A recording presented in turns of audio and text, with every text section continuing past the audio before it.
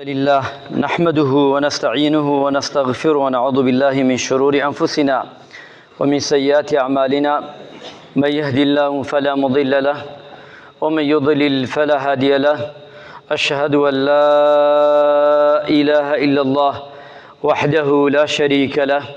وأشهد أن محمدا عبده ورسوله يا أيها الذين آمنوا اتقوا الله وقولوا قولا سديدا يصلح لكم أعمالكم ويغفر لكم ذنوبكم ومن يطع الله ورسوله فقد فاز فوزا عظيما أما بعد فإن أصدق الكلام كتاب الله وخير الهدي هدي محمد صلى الله عليه وسلم وشر الأمور محدثاتها وكل محدثة بدعة وكل بدعة ضلالة وكل ضلالة في النار. سلامی خوای گەورەتان لێبێ میوانانی ماڵی خوا. السلام علیکم ورحمة الله وبركاته. داواکارین لە پەروەردگار بۆ خاتر ناو جوانەکانی عیبادەت و تاعەتی جمعە و جەماعەت هەموو چاکەکانی تر لە هەموو لایەکمان وەربگرێ ئینشاء الله تعالى. ئیماندارانی بەڕێز، باس لەوە دەکەین لە وتاری ئەمڕۆدا لەم ڕۆژگارانەی لەم ڕۆژانەی بەسەرمانە دەچێت یادێ یان شتی ئەخەوێتە یادمان ئەوش بە ناوی ناونیشانی حیجاب واتە باڵەپۆشی. خوای متعال جل جلاله لەسەر ئەوانەی لەسەر ئومەتی پێغەمبەری خوا صلی الله عليه وسلم چینی ئافرەتان خوای گەورە واجبێکی داناوە لەسەریان. ئەو واجبە ئەگەر بێت و ئەنجامی بدەن ئەوە بە قسەی خوای پەروەردگاریان کردووە، ئەگەر ئەنجامشی نەدون و بە جوانی جێبەجێی نەکەن ئەوە چاک بزانێ ئافرەتان کەوا بە جوانی بە قسەی خوای پەروەردگاریان نەکردووە. بەڵام عنوانی وتارەکەمان بەوە دەڵێین کە پێغەمبەری خوا صلی الله عليه وسلم فەرمی حتى يسأل الرجل عن أهل بيته. پێغەمبەر گیانە فەرمی عليه الصلاة والسلام هەر پیاوێک لە ماڵەوە هەم هەر دایکێک لە ماڵەوە خوای متعال جل جلاله خۆی ماڵ و منداڵەکەی لە قیامەتە ڕادەوەستن، پەروەردگارە برسێ لە باوکان و ئەپرسێ لە دایکان دەربارەی کچەکانیان و دەربارەی خێزانەکانیان. ئایا بزان ئەم حیجابە ئەم باڵەپۆشیە بە جوانی ئەنجامیان داوە یان نا؟ ئەگەر جوان بە جوانی ئەنجام درابێ ئەو کاتە خەڵاتی باوکەکە ئەکرێ و خەڵاتی دایکەکە ئەکرێ و خەڵاتی ئەو کیژە یان ئەو کچە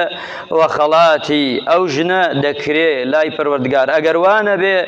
ئەو کاتە خوای متعال جل جلاله و حیساباتی دەست پێ دەکات. کەواتە ئێمەی باوک، کەواتەی ئەوەی گوێی لێمانە دایک، ئەبێ چاک بزانین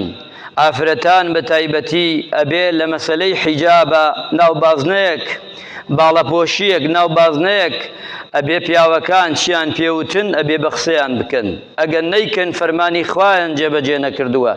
لە باڵەپۆشیدا. و هەر پیاوێک ئەگەر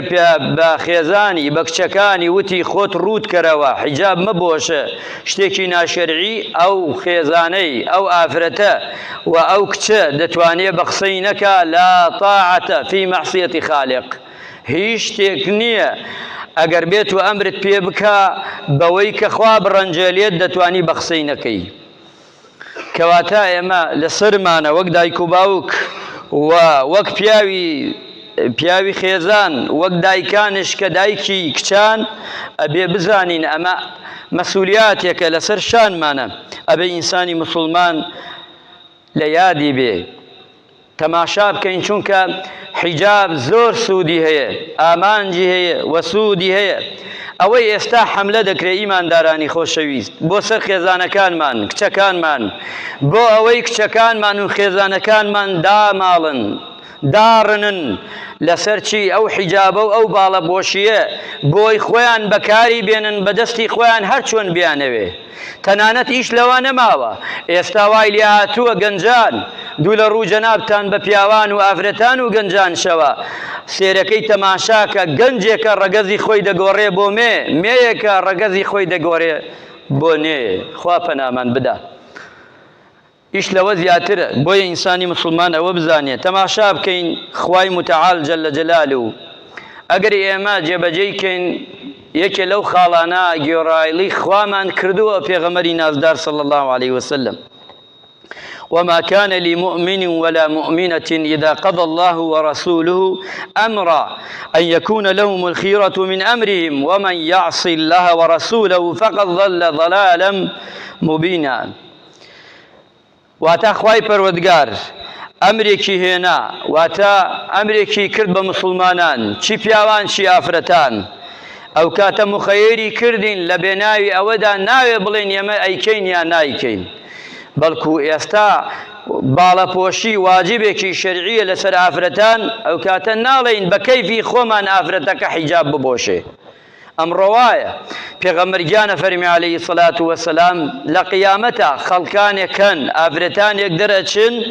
حیجابن بەناوە سێریان بکەی حیجابن باڵەپۆشن بەڵام لە ئەسڵا ڕوتن چونکە حیجاب باڵەپۆشی مەرجی هەیە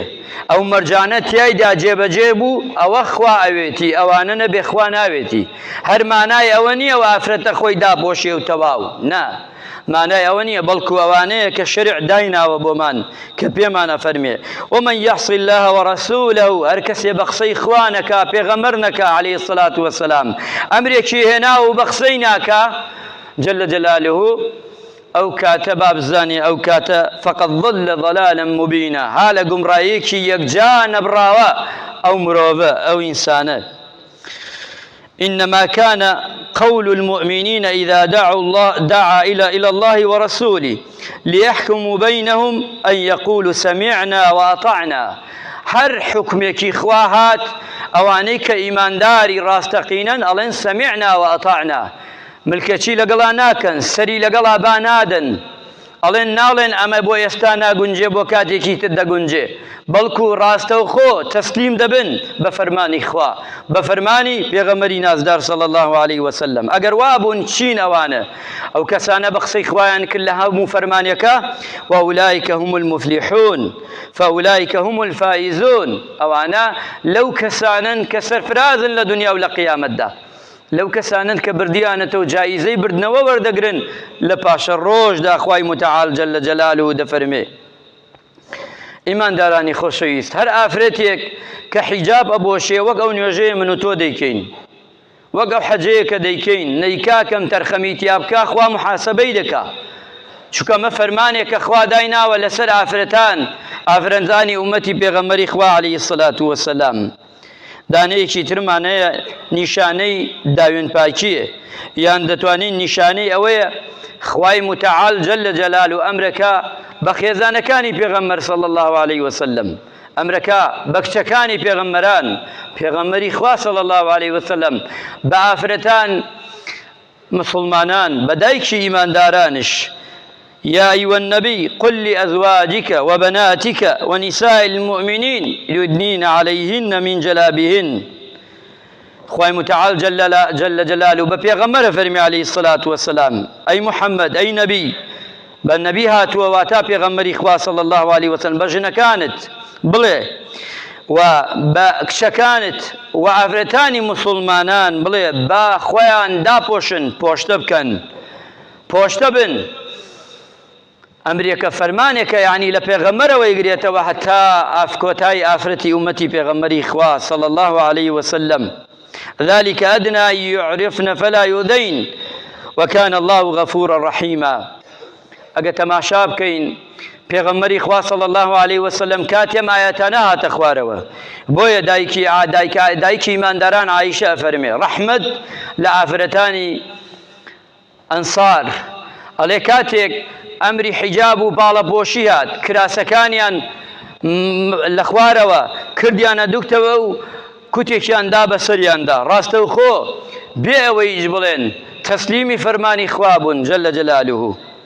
ئەمجا پێغەمبەری خوا صلی الله عليه وسلم بەیعەتی وەرگردووە لە ئافرەتان ئیماندارانی خۆشەویست وتاری ئەمڕۆمان زیاتر لەگەڵ ئافرەتانە بەڵام پەیامێکە بۆ ئێمەی پیاوان پەیامێکە بۆ ئێمەی گەنجان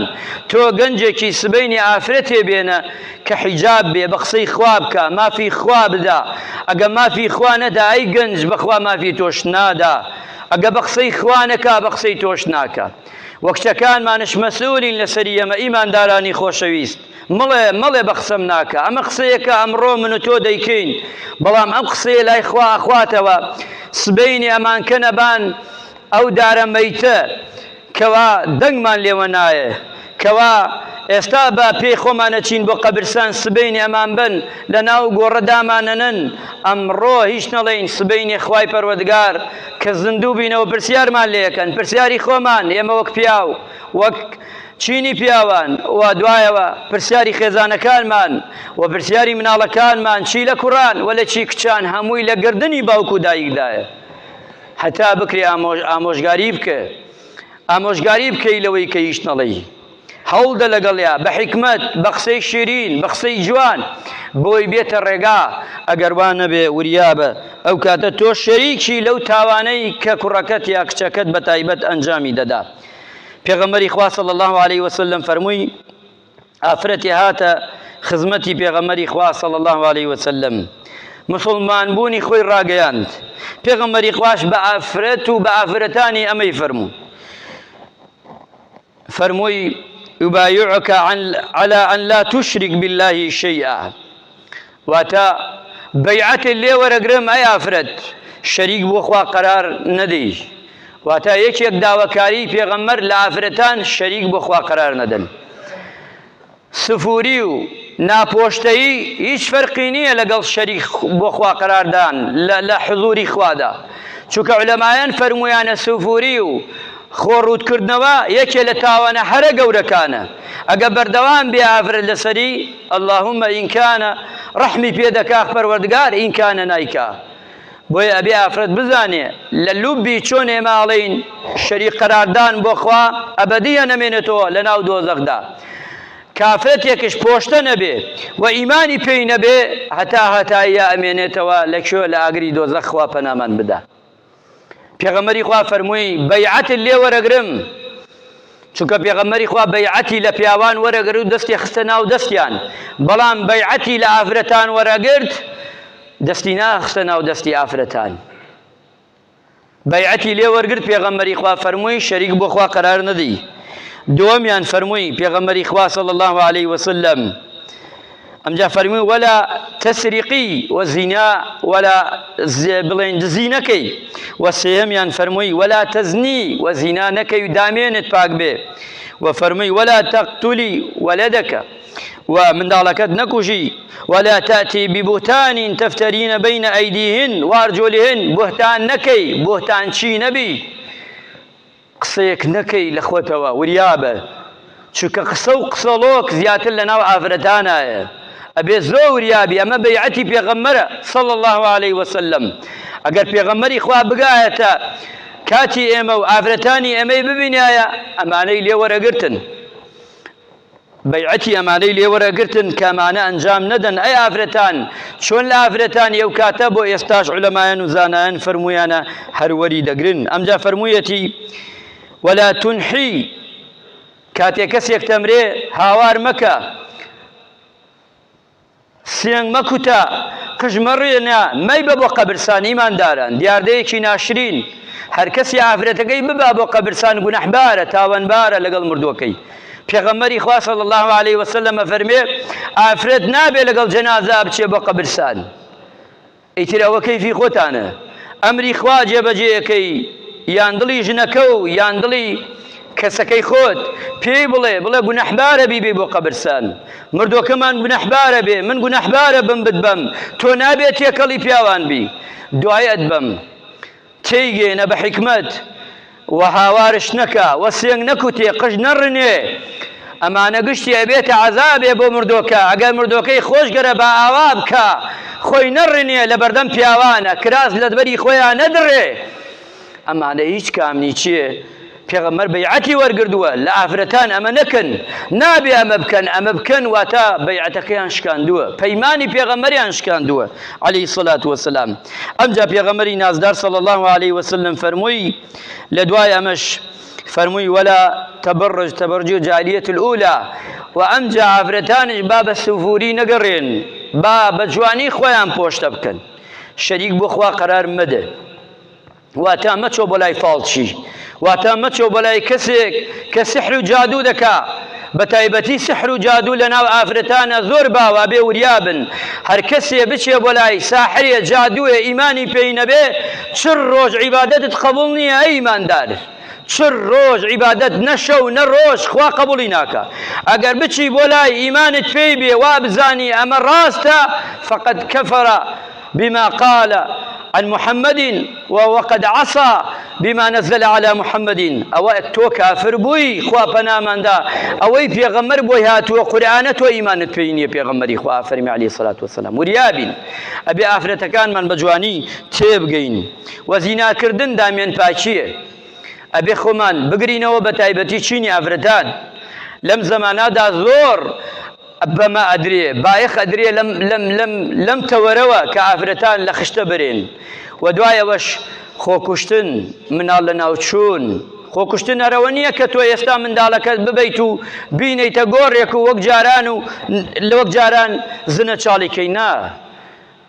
کاتێ ئافرەت مناڵ لەبارە بە ئەوە قەتلە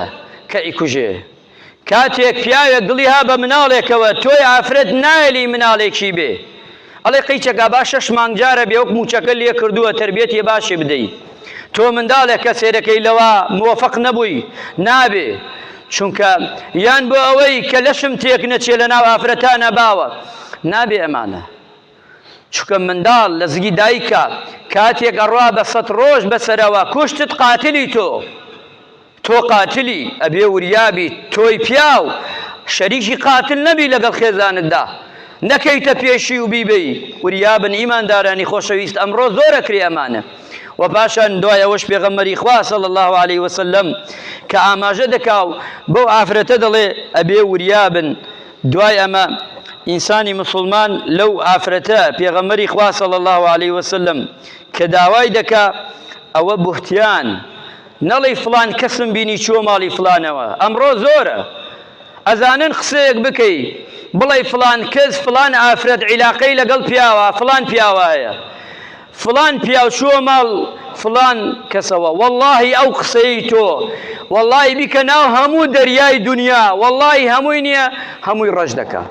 واللهی ئەم قسەی تۆ کافیە داخلت کا بۆ دۆزەخ لە باش دووری کاتەوە زۆر خەتەرە ئیمانداران یەکێ لە کەبایرە گەورەکانە پێغەمبەری خوا صلی الله عليه وسلم سەحابەیەک بە بیلال بەس ئەوە نەیوت تۆ کوڕی دایکە ڕەشەکەی پێغەمبەری خوا فەرمووی پێی وەڵڵی ئەو قسەی تۆ لە ئەرد و لە ئاسمان گەورەترە ئەی کەسێک تومەیە بکا بۆ ئافرەتێکی داوێن پاک بۆ پیاوێکی داوێن پاک تومەیەک بداتە پاڵی ئەوە لە شەرعی ئیسلام دازانی چی لێ بکرێ بێ ئیمانداران ئەم پیاوە بان کرێ ئەبێ 4 شایەت بێرێ ئەگە 4 شایەتی نەبێ لە ناو بازاڕا داینەی ئەبێ 100 جەڵدی لێ بدەی دوو لە ڕوو جەنابتان 100 شەقی تێڵدەی بە هەموو دنیا بڵێ ئەمە درۆزنە ئەمە پیاوێکە بڕای پێمەکەن کەلکی مجتەمەعی نایە چونکە بۆتان دروستەکا بۆ مسلمانان و ئیمانداران تخوا ئەگەر حکمی ئیسلام و مسلمانان بێ بە قورئان قسە بکرێ کەس ئەتوانێ قسەی لە خۆیەوە بکە کەس ئەتوانێ وشەیەک بڵێ دەربارەی کەسێک ئەبێ وریابین زبانمان ئاوا بە کەیفی خۆمان هەموو شتێ هات نەڵێین و دوای ئەوەش نێرین ئافرەتەکانمان کە چی بێ بە سوفوری بچێتە دەرەوە کۆتایی دەێنم بەوەی مەرجەکانی حیجاب چییە ئەبێ پۆشتە بێ لەبان لە تەوقی سەریەوە تا خوارەوە ئەبێ کەلبەلەکەی تەنک نەبێ ئەبێ کەلبەلەکەی تەسک نەبێ ببینە ئافرەتانی ئەمڕۆ کەلبەلەکانیان چەندێکیان پان و گەورەیە زۆرینەی تەسکە یا تەنگە لە بەهارە ببینە سێر بەهار کە ئیمانداران ئەم بەهاری ئەم ساڵە 1 ساڵ بە 2 ساڵە پاڕێینەوە خوای گەورە باران و بەفرمان بۆ بارێنێ تەماشاکە لە بەهارە ئافرەتانی ئێمە چی دەکەن ئافرەتانی ئێمە چی دەکەن ئافرەت کێ تۆ بڵێ ئەو ئافرەتانە چن لەوێ خۆیان ڕووتەکەنەوە کێ ئەوانەی قاعەکانە گرن ئافرەت کە ئافرەت و پیاوتێکەڵەکەن کێ ئەبێ لە خۆمان بپرسین ئیمانداران ئەمە ئەمڕۆ ڕیقابەی لەسەر نییە بەڵام خوای گەورە نایە لێ بەسەر تۆ بچێ هەر مردی پرسیارێک لێکا دوایی و خاڵی سێمیان ئەبێ جلوبەرگێ نەبێ سرنجی پیاوان ڕاکێشێ واتە ئەوەنە تیژ نەبێ سرنجی پیاوان ڕاکێشێت یایدا و پۆشاکەکە ئەبێ ئەوە نەبێ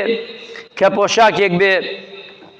شێوازی سرنج ڕاکێش بێ و چەند خاڵێکی تر لە وتارەکانی تردا ئینشاءڵڵا باسێکین خوای گەورە ڕەحم بە مولایەکمان بکە عاقبەت خێرمان بکە لەشمان ساغ بکە یا ڕەبی خوای لە تەپاڕینەوە بەرگی حەیا بەرگی حەیا و شەرم بکەیتە بەری ئافرەتەکانمان بە جوان و بە باشتر ئەوەی ها لە بەریا بە جوانتر و چاکتر ئەوەی نییە خوای بیکەیتە بەری خوای خێزانەکانمان کچەکانمان بپارێزی لە هەموو شەڕێک لە هەموو وەیەک و لە هەموو مصیبەتێک لە هەموو خراپەیەک یا ڕەبی خوای ڕەحم بە پیاوە تەمەنەکانمان بکە عاقبەت خێریان بکە لەشیان ساغ بکە یا ڕەبی تەمەنیان پڕ خێر و بەرەکەت کەی یا ڕەبی هەموو لایەکمان دوور کەیتەوە لە نەخۆشی ناخۆشی وڵاتمان پڕ ئەرزانی بکەی یا ڕەبی خوای ڕەحم بە گەنج و لاوەکانمان بکەی ئامین ئامین والحەمدولله